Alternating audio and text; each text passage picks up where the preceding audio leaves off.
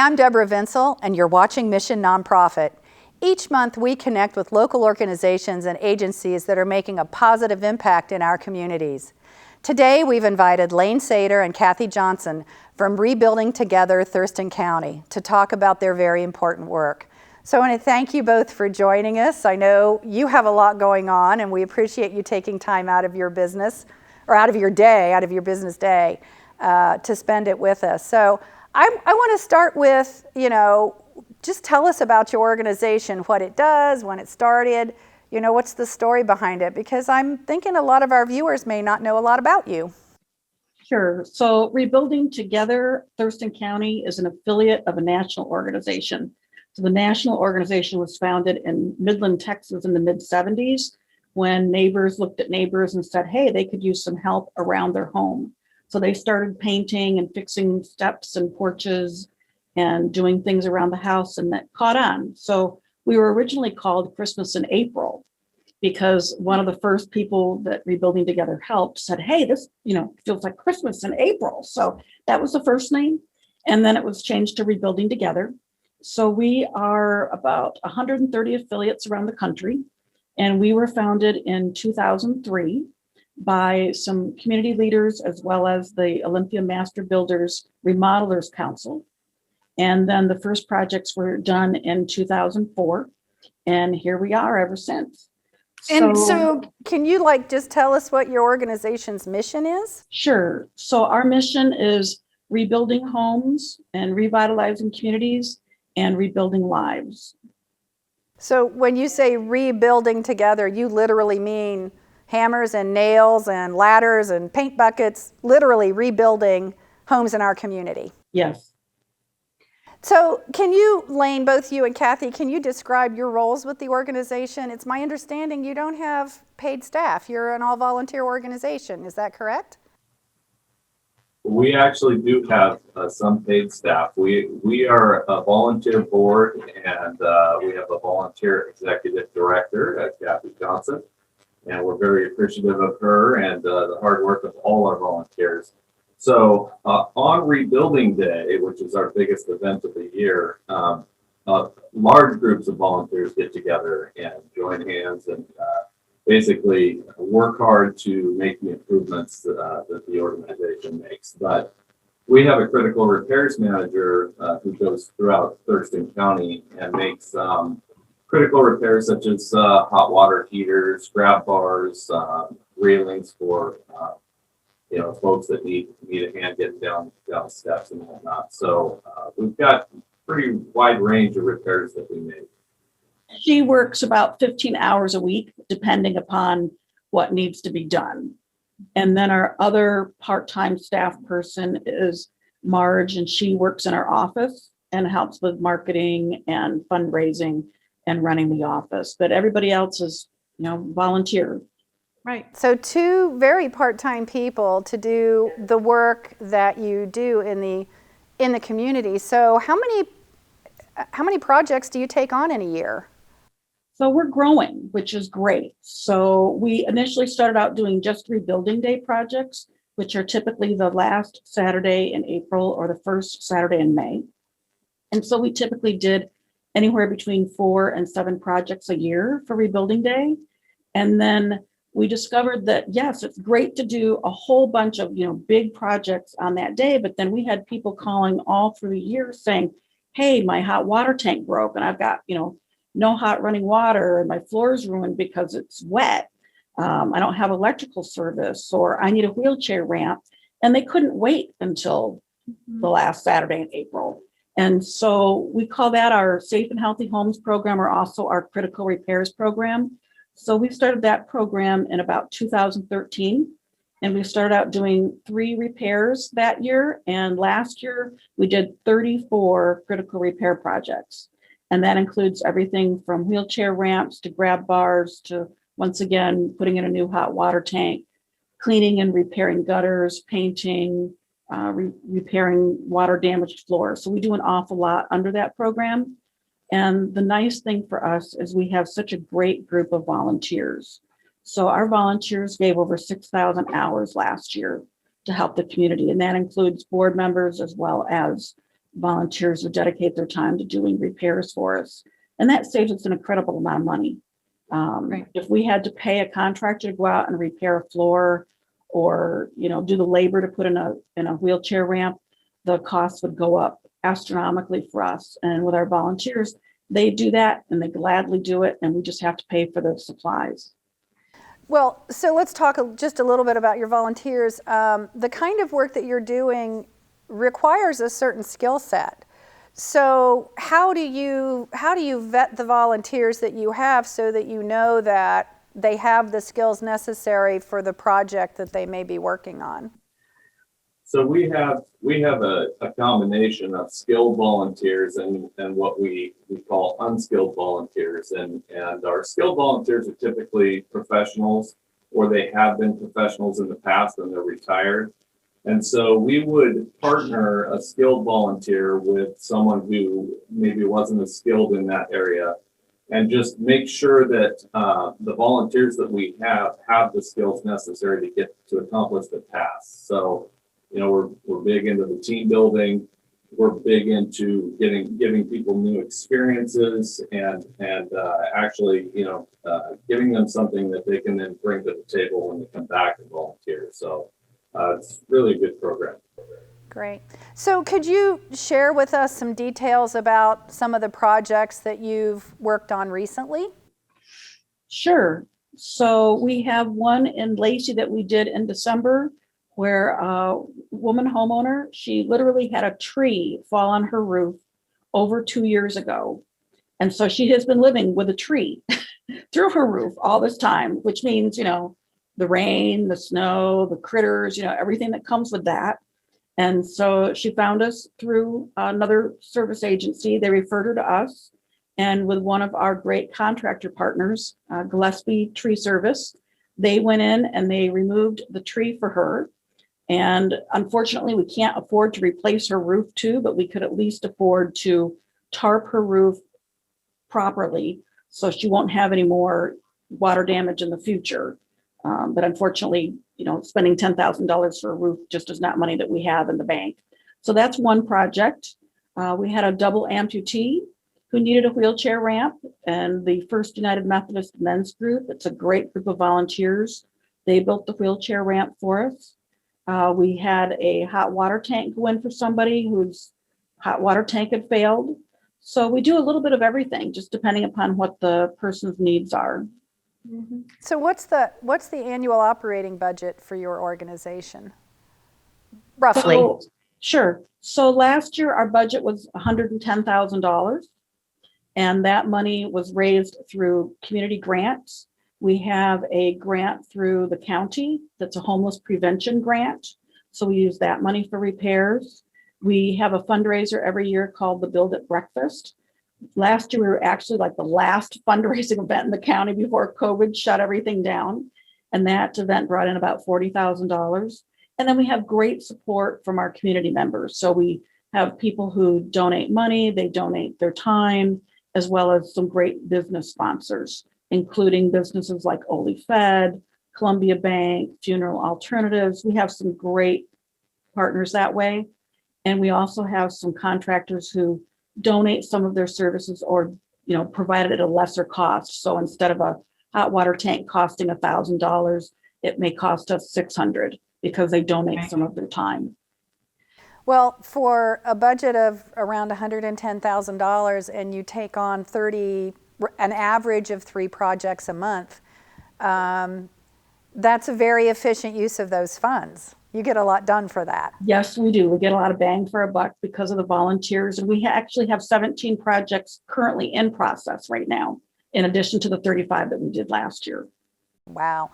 And that's in the first 2 months of the year, and with COVID. So, right. Well, I know that you sent us some video about some projects that you've worked on. So we want to give our viewers an opportunity to see what your work in the community really looks like. So we'll take a look at that now.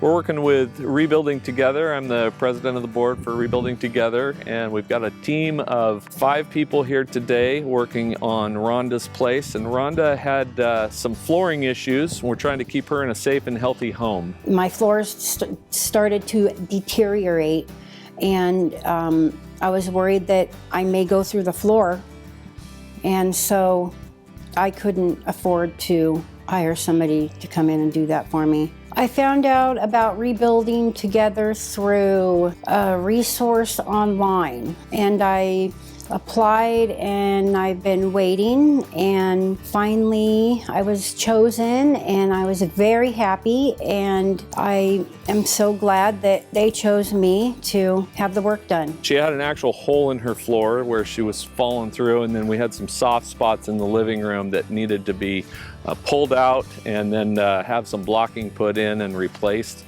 We're going to be working on her gutters, straightening those up, making sure they've got fall and they're cleaned out. And there's a main beam on her porch, that beam on the end that we're going to pull out and replace because it's rotting due to some water damage. I'm here with a group from Fish and Wildlife, the engineering division camp it's called, and Lane brought us together. He has done volunteer work through Rebuilding Together before and asked if we would be interested, and we were interested. It feels really good to volunteer your time for people that need it. Well, I think by having this work done here, it is going to make me more successful because it's giving me the motivation to want to do better. It just overall is giving me a second chance and a kind of a new beginning, a new home, things I couldn't afford before. I'm really happy, and it makes me want to do more around here to keep it the way it is or make it nicer. You know, people like to stay in their homes, and if you can keep them in their homes for a few more years, the rest of their life, then that's really a blessing to them, and they really show it. They're really appreciative, and it feels really good.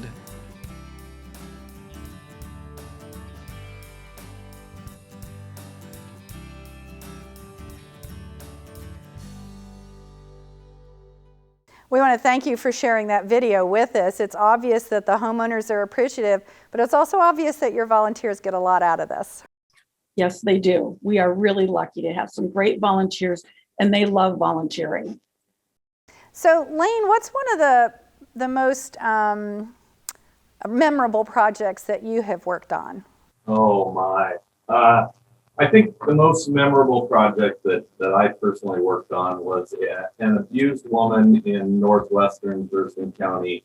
And she had suffered a lot of physical damage from her husband. He used a sledgehammer and damaged her and put holes in the walls and broke windows and just really did his best to destroy her life. And she lived in that home with these broken out windows in one back bedroom of the home for about 2 years before she applied for help with us. And we were able to go in, make those repairs to the windows, give her all new flooring, repaint her entire house, make some external repairs on the home, do some landscaping. SCJ Alliance came in and donated stoves, and they were the work party on that project, and just transformed her life. She just didn't have any hope, and we were able to come in and give her new hope. So it was a very special time. Great. So this obviously 2020 and now into 2021 has changed the way everybody does things. With the COVID pandemic still such a huge part of our lives.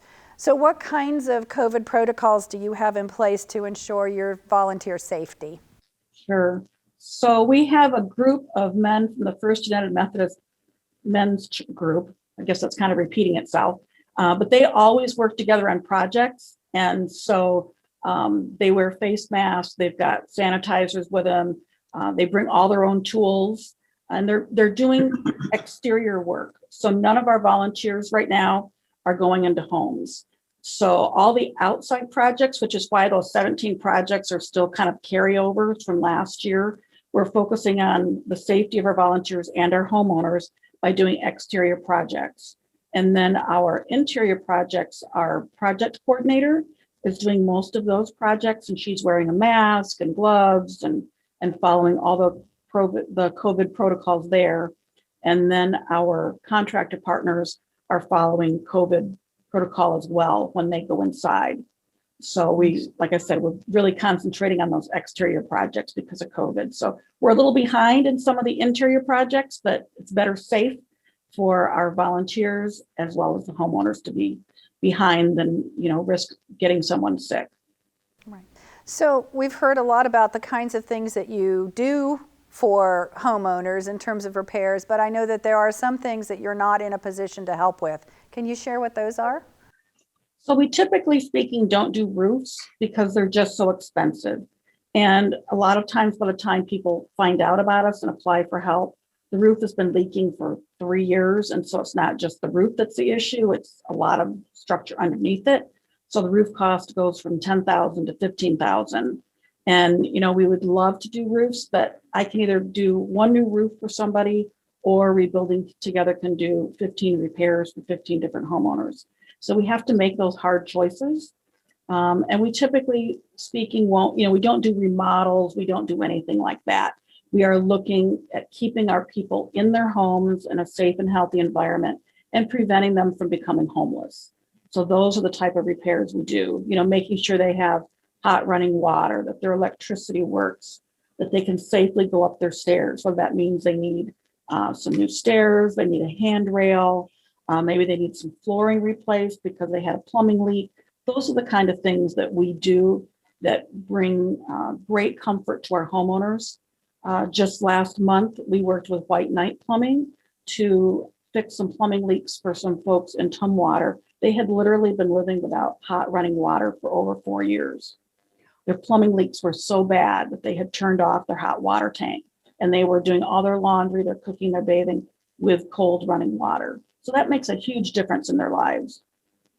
It's amazing how resilient people are and how long people will live in conditions that are unacceptable. What do you find are the reasons that people may or may not approach you? Is there a reason folks don't ask? Sometimes people don't know we're here. So we work with some great community partners, Catholic Community Services, Community Action Council, a lot of the senior agencies, and even a lot of the healthcare providers. They know we're here. So many, many times it's those folks who tell people about us and for those referrals.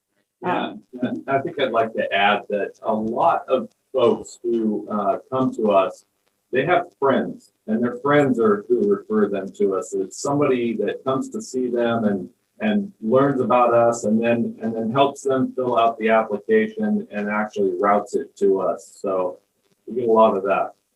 Mm-hmm. Do you ever run into a situation where you go to assess the situation and determine that it's not safe for you to do any repair works? And in those kinds of scenarios, do you have partners that you can refer folks to for additional help? Yes.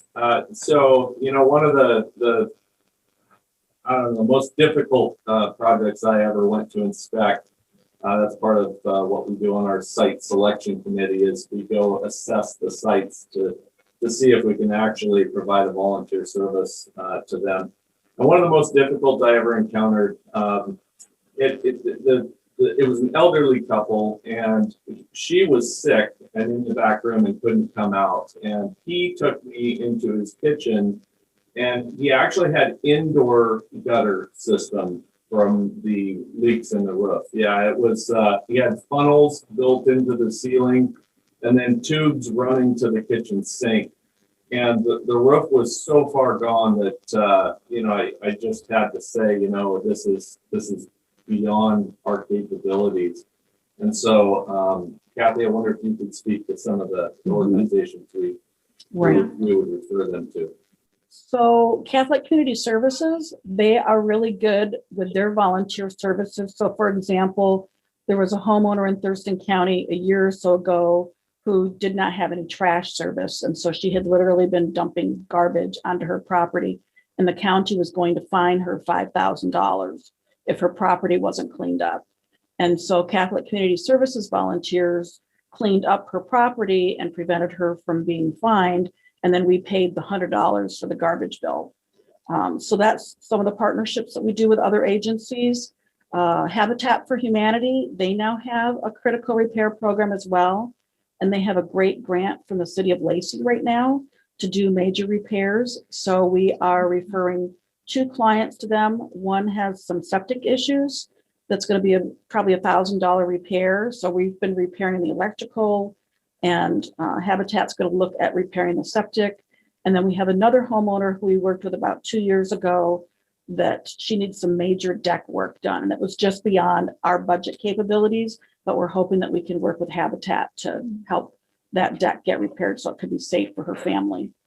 Yeah, so it really is, it's not just you. I mean, you do incredible, wonderful work, but it's the other partner agencies in the community that really help to kind of tie it all up. Definitely. Yeah. We're really lucky to have great partners. Great. So you mentioned earlier on in our conversation an event that you hold every year. And I know that's upcoming. So would you like to talk about Rebuilding Month and Rebuilding Day? Sure. Lane, you want to talk a little bit about that? So Rebuilding Day is a day that we have selected several projects throughout the county, and we organize multiple crews to go and on a single day of the year, spread out across the county and in the different communities, and volunteers gather to repair these homes and make a real difference in people's lives. And it's kind of exciting and energetic to know that while you're with a crew working on somebody's home, that there are all these people throughout the county that are also doing the same thing, that you're improving somewhere between 3 to 7 homeowners' homes and making a difference in their lives where they can live safely and in good health in their homes. And it's just a great event. There's a lot of excitement and enthusiasm for that. And so it's really fun to be a part of. And when is that scheduled? So it's the first Saturday in May. I think isn't that terrible? Okay. May 2nd or 1st this year. So But the first Saturday, right? First Saturday in May. So, and part of that day will depend upon how COVID is. So for example, we had 7 projects selected last year for Rebuilding Day, and we've only completed 2 of them because most of that work is interior. And so we're waiting to, it be healthy to be in people's homes. Okay. So then is there a month also, a month long that you focus on, a rebuilding month, or is it just the Rebuilding Day? Kind of the Rebuilding Day. And then, Okay. all year long, we're doing those critical repairs. So we're always up to something good. There's definitely a month of planning that goes Yes. into And then That goes some. into it, yeah. I can see that. So how do people find out more about you? We have a great website. They can go to rebuildingtogethertc.org and find out more about us. They can call the office at 360-539-7830. And we are happy to answer questions. We're happy to send brochures out. We can speak in front of different community groups. So before COVID and even during COVID, we've been doing Zoom things like this. We speak to Rotary groups, church groups, any different community organization that would like us to come out and talk about our mission. We're always happy to do that. Are there any particular volunteer opportunities right now that you need people to fill the gaps? Sure. We're always looking for skilled volunteers. So anybody who has carpentry experience, who can help us with flooring issues, wheelchair ramps, even simple things like, attaching a gutter back onto a house. Most of our homeowners are over the age of 62 when they're disabled. Over 90% of our clients are disabled. So for them to try to get on a ladder to reach a gutter just is not going to happen. So anybody with any simple little household handyman skills we can use. And we have already 3 homes that need to be painted this year. So if you're not afraid to wield a paintbrush or do some landscape cleanup, there's always something that we need for volunteers. Okay. Are those opportunities on your website? They are not on the website. They need to email or call the office. So I just wanted to add that there are other ways to volunteer with Rebuilding Together Thurston County. One specifically is we need inspectors. We need home inspectors to join us on our site selection committee. These would be people who would engage with potential clients that would go into their homes, talk with them about the problems and needs that they have. Inspect the home. So a little construction background is good, but it's not absolutely necessary because we like to partner on these inspections so that we can offer some level of comfort to single older clients if they'd like both genders present. And so those opportunities exist, and we're in need of about 4 inspectors. So if that's something that appeals to someone, we'd encourage you to contact us and get involved. We absolutely need it. And another Okay. opportunity as well would be social media and marketing. So things like Facebook, YouTube, anything like that. So my son, who's 21, is home from college right now because of COVID. And so we kiddingly call Foster the mominated and voluntold volunteer. Oh, He's great. So, he does everything from, hooking up Zoom on the computer to working on some of our data entry and consolidating mailing lists. And he's actually helped build a wheelchair ramp or 2 as well.